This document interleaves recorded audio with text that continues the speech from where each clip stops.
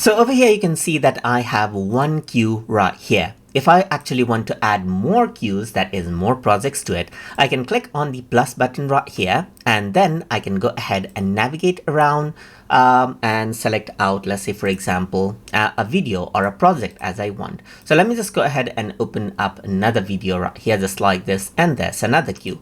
Let me just go ahead and then add in another queue right here as well. Let's say, for example, I'm going to go around and add in this one.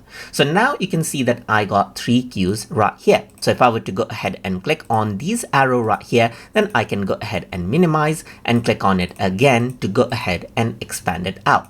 If I want to go ahead and remove out some queue, let's say for example, then I can go ahead right here and remove it. You can even go ahead and duplicate a queue right here if you want to export it in different format, let's say for instance. But if you want to delete it, you can simply click on it and remove it out right here and click yes if you're absolutely sure.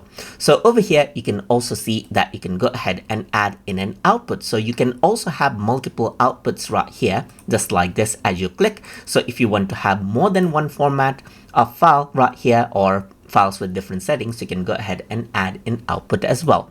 So if I were to run the queue right here, it'll first process this one, then it'll process this one and this one. You can even go ahead right here and let's say for example, click and drag this around. Like let's say for example, I can click the flower down or click the desktop up right here, just like this, so that I can change the order of the queue right there, just like that as well.